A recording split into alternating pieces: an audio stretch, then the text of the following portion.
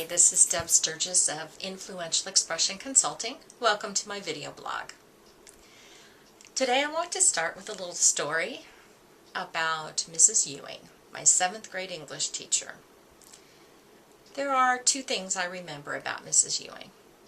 First of all, she was the first English teacher I ever had who said she did not particularly like grammar. She thought it was boring.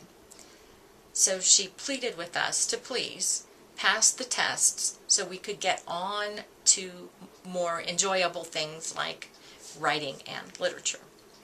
I respected that honesty, maybe because I agreed with it. The second thing I remember about Mrs. Ewing was that all over her classroom she had these handmade posters with her favorite quote on them. "The limits of my language are the limits of my world." Ludwig von Wittgenstein said that, and it's still one of my favorite quotes. The limits of my language are the limits of my world. If you think about it, without language, we can only experience.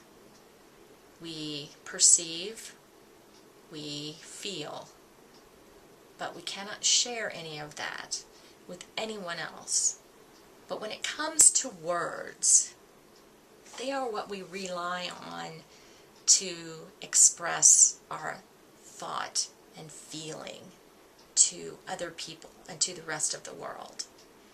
And if we don't have enough variety in our vocabulary, we have a limited selection from which to choose when we're expressing ourselves.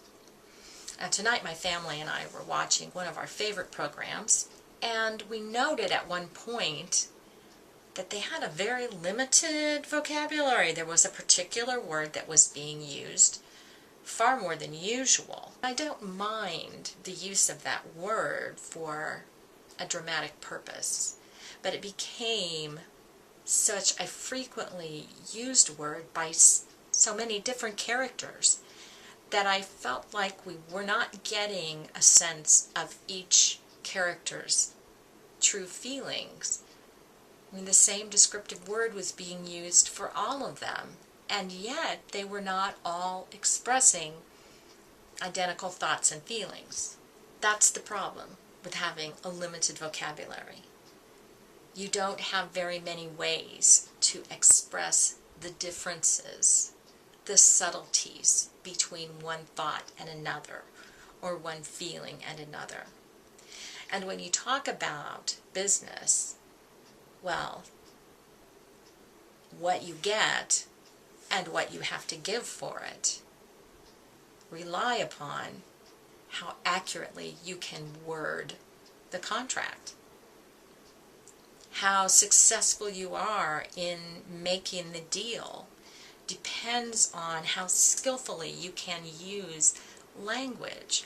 Can you use those words that are the most persuasive, that are the most appealing? Can you be precise about what exactly you want out of the deal and what exactly you have to offer? The limits of your language are the limits of your relationships. They're the limits of your business.